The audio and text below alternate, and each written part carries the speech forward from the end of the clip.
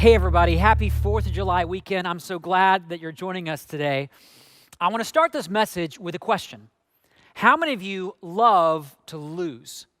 How many of you love to lose? Like when you meet up with friends to play basketball or soccer, and you can't wait to be humiliated by the other team. Or when you get together for game night with friends, and you're thinking, I really hope I lose every game. Here's another question. How many of you love to lose to your spouse or significant other? I bet no hands are going up with that one. I just read a story this week about a married couple who decided to teach their kids Monopoly. But as soon as the game started, it was like they forgot they were parents. You're in trouble now, the wife says as she put up her first hotel. Then her husband acquired all 4 railroads. And he said, I'm about to make it rain money, laughing in her face. And by the way, who still says make it rain money? But then she acquired both Park Place and Boardwalk, which is like the kiss of death when playing Monopoly. And then when her husband landed in jail, she stood up smiling and yelled, game over. All the while, their young kids were just staring at them in shock. Now, for those of you who are wondering, no, this is not a story about my family, because let's be honest, there's no way Nina could ever beat me in Monopoly. But here's my point. Nobody likes to lose. Someone much wiser than me once said this, winning is better than not winning. Brilliant, right? And you thought you weren't going to learn anything at church today. Winning is better than not winning. And here's the thing, this is true for all of us. I mean, no one woke up this morning thinking, I really want to lose in my work life, or I really want to lose in my financial life, or I really want to lose in a relationship or in my marriage. It may not be clear to you what the win is, but nobody likes to lose. Everybody wants to win. So here's a question I want to ask you. What does winning at life really look like? What does winning at life really look like? Those of you who are younger and dreaming about what the future holds, what does winning at life look like for you? Those of you who may be a little older, you've lived through a number of ups and downs already in your life. What does winning at life look like for you? Those of you who are middle-aged like me and you're not sure if you're younger or older, sorry, that means you're not younger anymore. What does winning at life look like for you? What does this winning look like? Because how you answer this question is going to determine how you live. And I want to let you in on a little secret right now at the beginning. God defines winning at life differently than our world does. God defines winning at life differently than our world does. And the good news is, He doesn't define winning at life by how much you make, or by how successful you are, or how well-liked you are. The bad news is, He doesn't define a winning life by how much you make, or how successful you are, or how well-liked you are. Instead, God defines winning by, losing. In fact, one of the most commonly repeated statements about life that Jesus ever made was this: if you want to save your own life, you will lose it. But if you lose your life for my sake, you'll save it. It's almost as if Jesus is saying, if you want to win, first, you've got to lose. So what is Jesus even talking about? And why should someone living 2,000 years later even take this seriously, especially if none of us like the idea of losing? Well, today, I want to answer that question with you. And to help me answer that question, I asked a very dear friend of mine who's facing the greatest challenge in his life, he's literally fighting for his life, to share with all of us what winning in life really looks like to him. And we'll get to that story in just a few moments. But to set the table for his story, I want to tell you another story about a man in the Bible named Jacob. We've been learning about Jacob in this series, Weak Made Strong. Jacob, remember, was the son of a man named Isaac and the grandson of a man named Abraham, to whom God made this incredible promise. He said, I will bless you and make you into a great nation, and all other nations will be blessed through you. But here's the thing, Jacob actually wasn't in line to carry on this blessing. He had a fraternal twin brother named Esau. But Esau was the firstborn son by just a few seconds. But that meant that Esau had the right to his father's blessing and double the inheritance, which meant Esau would receive more money, more property, more prosperity. But Jacob decided early on, I won't accept losing. He's determined to win in life no matter what it takes. So Jacob came up with this elaborate scheme to deceive his father, to get his father's blessing. And you know the story. He cheated his brother out of his brother's inheritance, and then he runs away from home to build a life far away from his family. And then last week, we got to witness Jacob's journey to find love. It's one of those stories that's hard to believe is actually in the Bible. I mean, Jacob was in love with a woman named Rachel, but her dad tricked Jacob into marrying her sister, Leah. I mean, talk about waking up and wondering if you married the wrong person. But Jacob won't accept losing. He's determined to win in life, no matter what it takes. And then 2 wives, 2 maidservants, and 12 kids later, Jacob finally has a family to call his own. It's a pretty dysfunctional family, but it's a family. Well, this week, for the first time in Jacob's story, we find him in a position of strength. Let me quickly set up the story for you because the context matters. Jacob has been working for his uncle Laban, and he's done such a good job that his uncle offers to pay any price to keep Jacob on the payroll. Look at what he says. He says, "Name your wages and I'll pay them." I actually told our board of overseers this would be a great Bible verse to memorize next time they do my performance review. I'm just kidding. They didn't actually say that. Name your wages and I'll pay them. That's how valuable Jacob has become. So Jacob asks for partial ownership of all of Laban's livestock, which sounds legitimate, but remember, this is Jacob we're talking about. There's always an angle, there's always a plan, there's always a scheme, because he's determined to win in life, no matter what it takes. So what does he do? Well, he sets up this elaborate breeding scheme to make sure he ends up with the strongest and best of the herds. And here again, his little plan works. The writer of Genesis says this, "So the weak animals went to Laban, and the strong ones to Jacob." At this point, Jacob has gone from weak to strong in almost every area of his life. He has all the boxes checked. He is financially secure. He has enough wealth to no longer need to work for his uncle or anyone else. He's vocationally secure. He has enough livestock to provide work for his sons and his servants. He's relationally secure. He's married with children. And then he's legacy secure. You see, in the ancient world, it was believed that having a son was the only way for a man to ensure that his name and legacy were to live on. Well, Jacob didn't have just one son. He had 12. So it appears that Jacob has finally made it. In fact, if you look at what the writer says next in Genesis, he says, "In this way, the man Jacob grew exceedingly prosperous and came to own large flocks and female and male servants and camels and donkeys."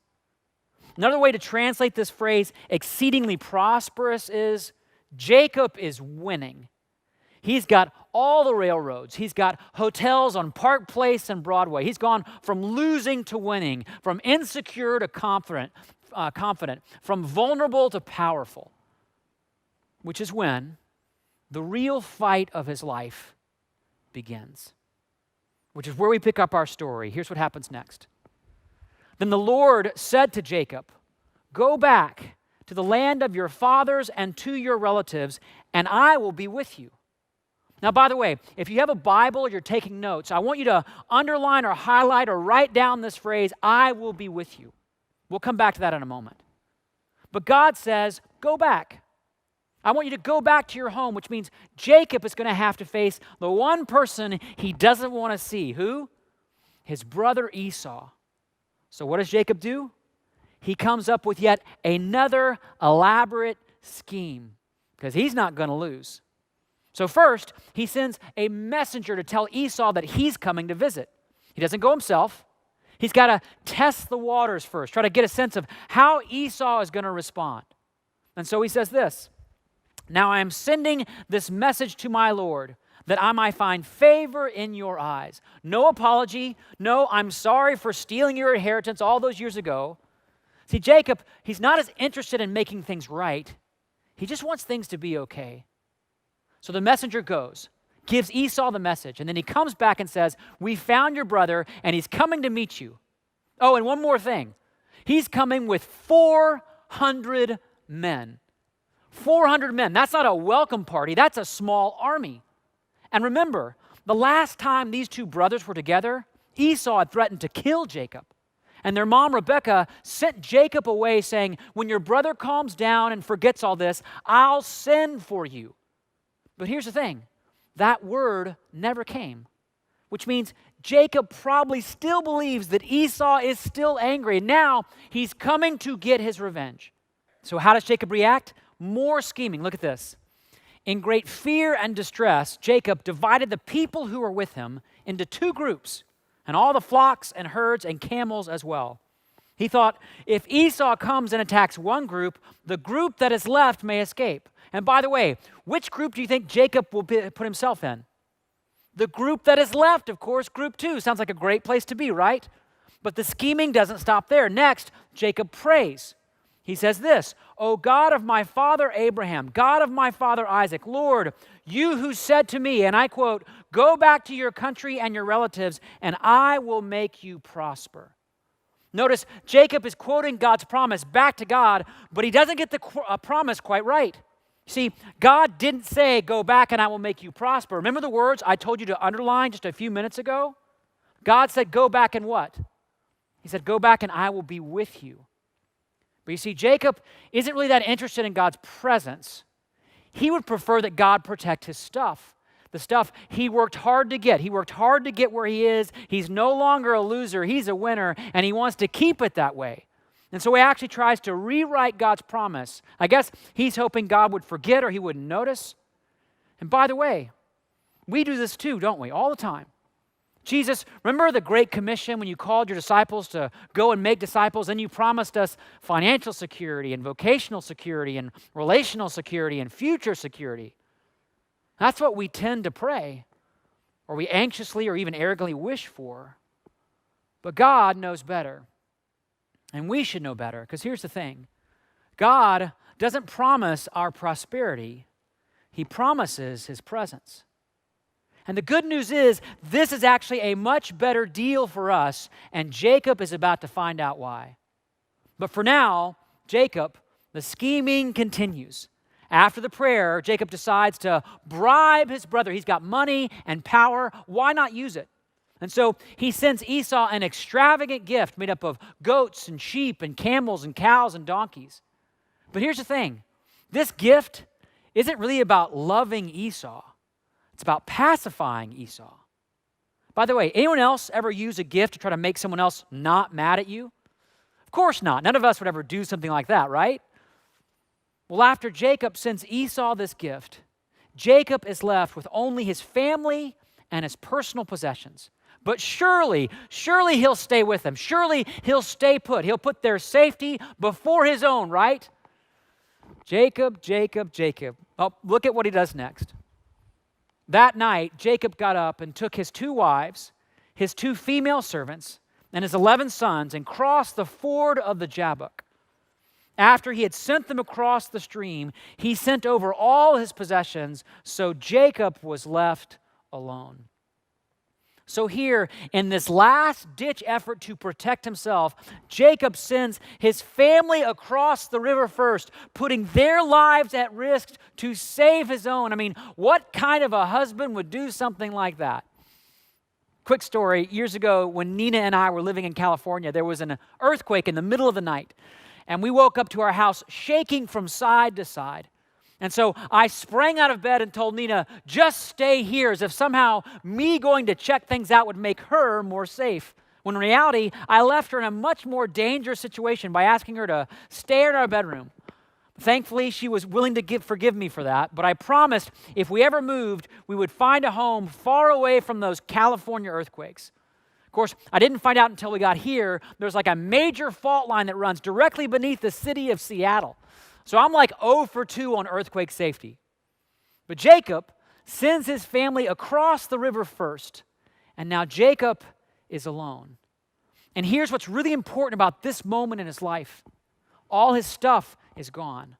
All his security is gone. All of this exceeding prosperity is gone. And part of me wonders if he noticed the irony that in trying to save his life, he'd given up everything. And now there's nothing more he can do. No more schemes, no more bribes, no more tricks up his sleeve.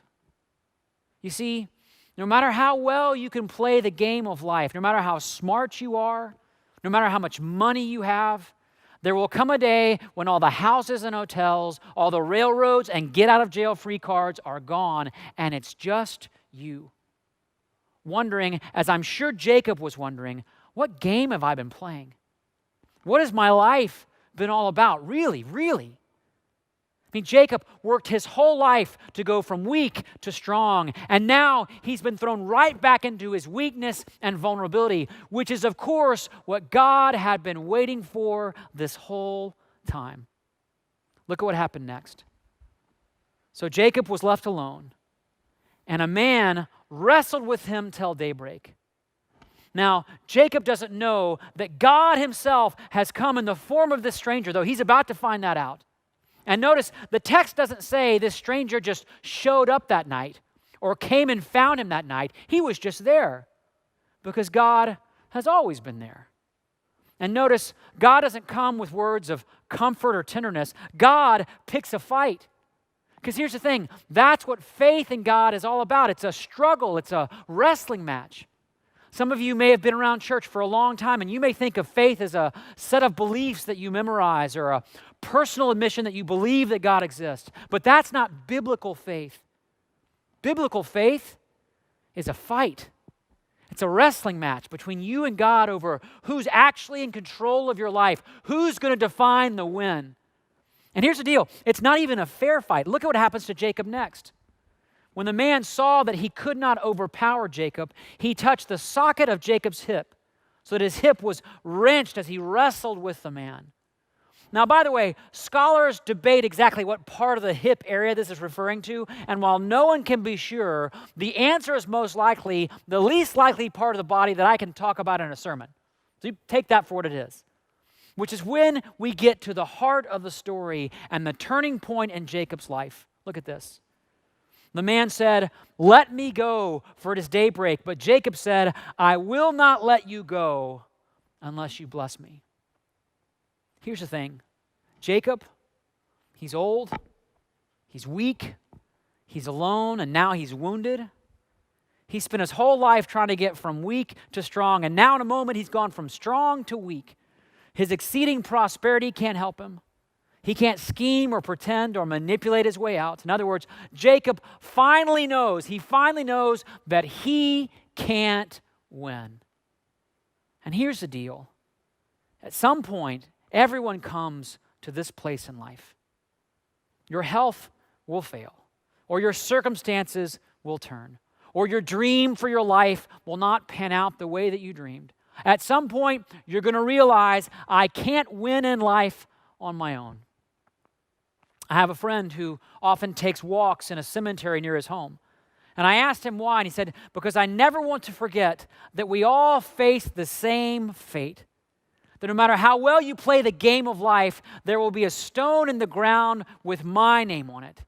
And there will be a stone in the ground with your name on it. In other words, game over. But in this moment in Jacob's life, he reminds us that you have a choice. You can lose your life in one of two ways. You can either try to save it, protect it, stay in control, do it your way, cross your fingers that death is just the end and there's nothing else beyond, and that life has no real meaning and your relationships don't really matter, and that all you are is just dust. That's one answer. That's one choice. Or you right now can lose your life to God. You can surrender control to Him. You can realize, as Jacob did in this moment of painful defeat, that money can't save you, work can't satisfy you, relationships can't fulfill you, and no amount of security can protect you, but God can save you. Because if you lose your life for His sake, what happens? You save it. In other words, when you lose to God, you win. when you surrender to God, you win. Friends, I don't know what winning in life has looked like for you. Maybe it's trying to have that perfect family. Maybe it's trying to become financially secure. Maybe it's having other people approve of you or win their esteem or respect. Maybe winning is just trying to beat down the voices of shame and insecurity inside through whatever means necessary. What I know is the real struggle in your life is not with your boss or your spouse or your circumstances. The real struggle in your life right now is with God over who's in charge. And here's the good news. When you realize that God is all you have, when you come to this place that God is all you have, when you lose everything, when you hit rock bottom and realize that God is all you have, you will discover this amazing truth that God is all you need. And when you surrender to God, here's what's so cool. You get a new name. You get a fresh start, a second chance. Look back at Jacob's story. The man asked him, "What is your name?" "Jacob," he answered. Then the man said, "Your name will no longer be Jacob," which means grabber or deceiver, "but Israel, because you have struggled with God and with humans and have overcome." Israel, it's actually the combination of these two words, Isra, to persevere or hold on to, and El, which means God. In other words, Jacob, you're no longer going to be defined by your attempt to control or manage your life. You're going to be defined as someone who holds on to God, not who always gets it right, not who always does it perfectly, but someone who just hangs on. And by the way, isn't it amazing that God's people are forever defined by this name? We're not the people of Abraham or the people of David. We're the people of Israel. We're people who say, "God, I will not let go no matter what." But here's the thing. There's a cost to this new start, a cost to this new name. Jacob says, "Please tell me your name." But the man replied, "Why do you ask my name?" As if to say, "Don't you already know who I am?" And then the text says that God blessed him there.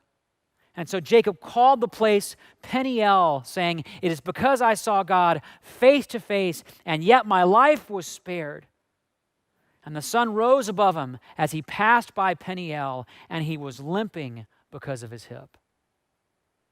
See, no longer is Jacob a man of exceeding prosperity. Now he's just a guy with a limp.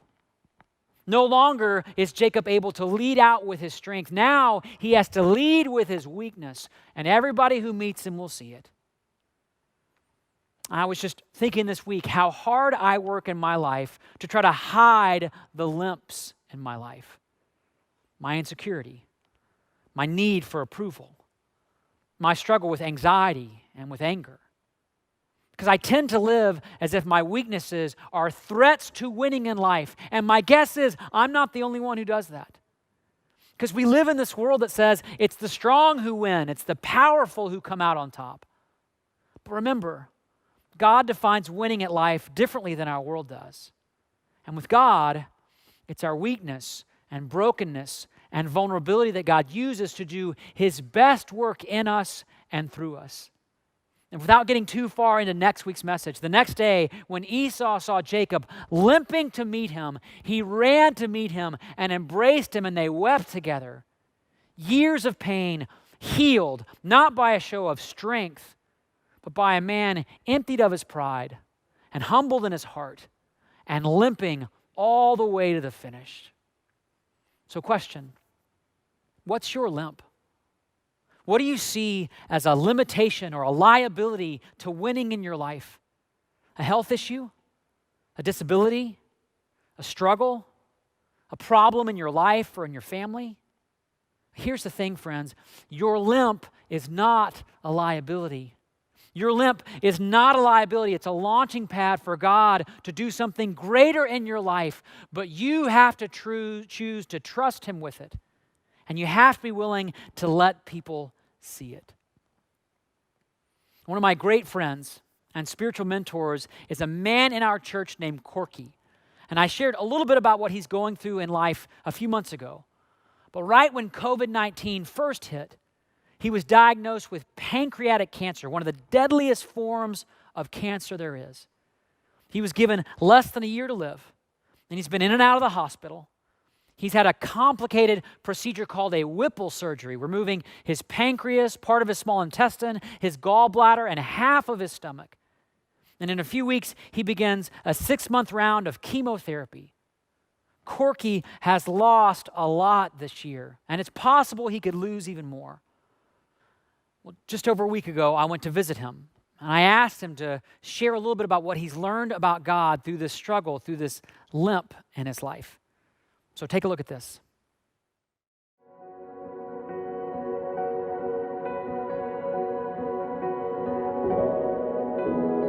My name is Corky Swanson. I am who I am because of Jesus.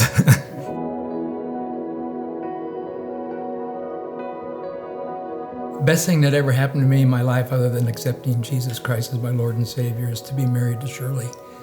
We got married when we were 19 years old, and we've been married 53 years now, and 17 grandkids, 1 great-granddaughter and 1 in the oven. So we'll have 2 great-grandkids here pretty soon.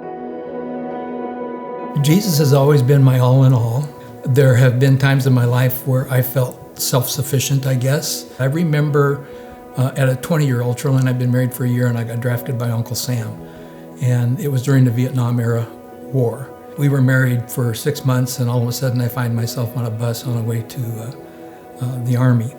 20 years old, I just finished my first season as a semi-pro baseball player. I was in fantastic shape. I remember going to basic training and going through jungle warfare training, going through the gas chambers, going through hand-to-hand combat. You never know when your life's going to be taken. So I need to make a determination in regards to following Jesus or playing a role. So it was at that point in my life that I developed a discipline that I've used ever since then. And I basically put my thumb on my mouth as a reminder to shut up, don't talk. And then I put my hand on my vein so I can feel my heartbeat. And as I'm listening, which is so critical to do, if I stop to pause and be quiet with my lips and listen to my pulse, God speaks to me in very unique ways.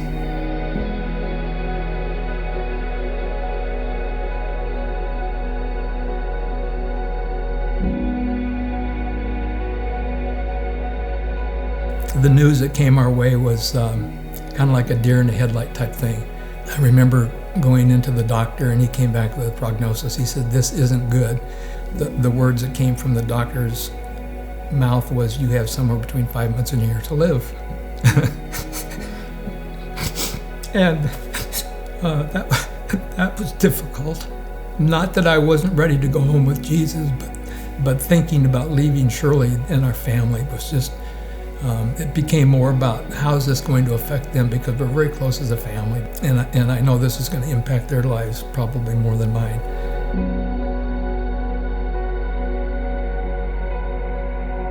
So basically what it meant was if I didn't do it, I had 5 to 6 months, or 5 months to a year to live. And if I did do the surgery, there's a possibility of adding 1 to 5 years to it, but there was no guarantee. And the surgery is just horrific. We made a decision to go ahead and have the surgery. So they took out my pancreas, they took out the duodenum. Half of my stomach is gone. Totally replumbed everything within my body. The surgery was 12 hours long.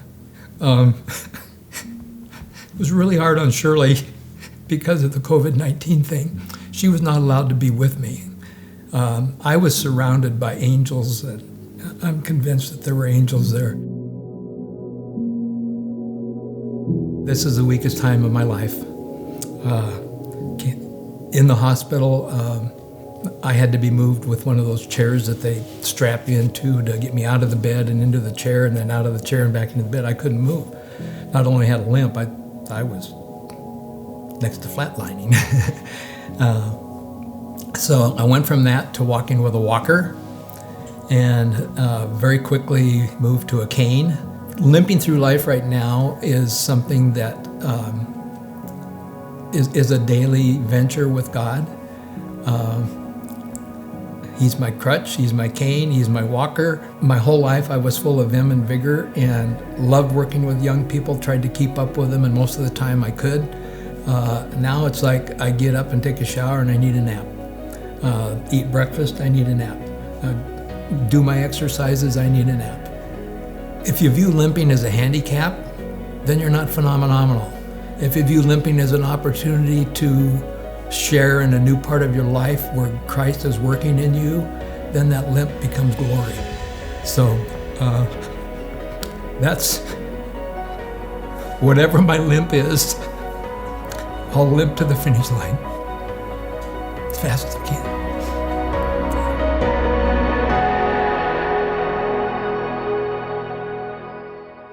You know, Corky, I just want to say I love you and thank you for those words.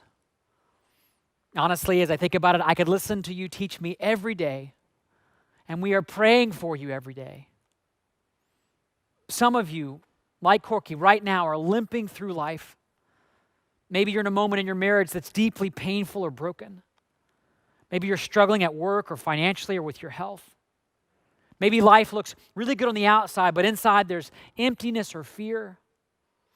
To paraphrase my friend Corky, if you view limping as a handicap, then you are not phenomenal. But if you view limping as an opportunity to share how Jesus is working in you, then your glory becomes your limp, and your limp becomes your glory. You know, it's interesting in Jacob's story, he gives this place where he got this limp a very unique name. He doesn't call it the place where I fought God or the place where I lost to God.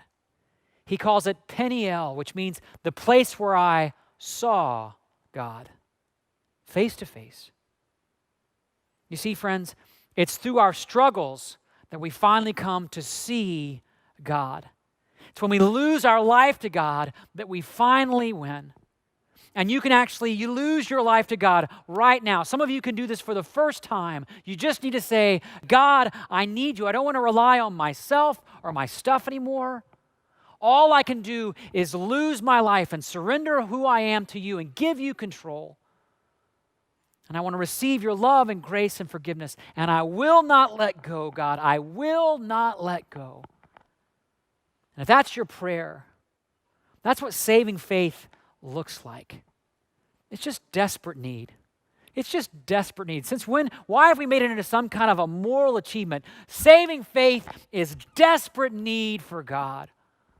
The God who's right here with you. And if that's your prayer, if that's your heart, the next step is to do what followers of Jesus have done as a sign of this new start, a sign of their new faith, of their new name. You need to get baptized. See, baptism, it's this amazing thing. It's the way we reenact that great struggle with God. It's a sign of our defeat that the same moment is our victory. Baptism is how we tell the world that in Christ, losers can win and sinners can win and liars and schemers and manipulators can still win. And if you haven't taken that step, if you haven't gone public with your faith in Jesus, now is the time. We're actually going to have a special baptism celebration right here at North Shore on July 26th. You can go to northshore.church/baptism, find out more, get signed up. And if you live too far to drive, we have an option for you to do this wherever you live, and you can connect via video. But don't miss this chance. Don't miss this moment to win by losing and to find joy by surrendering. Don't miss this moment to let your struggle, your pain, your darkness become the place where Christ brings his glorious transformation into your life. Because no matter how dark the night may feel or how difficult the struggle may be, like Jacob's story, a sunrise is coming. A new day is coming. A new start is coming. And I know this is true because 2,000 years ago, another man from heaven came down to wrestle with humanity all the way to a cross and all the way into a tomb. And then 3 days later, as the sun came up once again, he walked out of that tomb, still bearing on his body the signs of the defeat that became his victory and the death that brought us life and the limp that became glory. So let's pray. Jesus, we want to surrender our lives to you right now. We all in some way are struggling against you for control because we want to win, we want to be successful, we want to have that great family, we want to have that great life. But you've taught us and told us that it's not by striving to remain in control that we win. It's actually by losing, by surrendering. And so we want to start today with those 4 simple words, Jesus. God, I need you. I need you. We need you right now, Jesus. In our relationships, in our work, in the painful struggles of our life. God, meet us there. And in your love, wrestle from us the control and the perfectionism and the need to be perfect and the need to succeed that we all cling to so deeply. God, we need you in this day, and we're so thankful that you find us in those moments of darkness and bring us into new life with you. Help us trust you. May our glory be our lamp, and our lamp be our glory today. And everybody said, amen.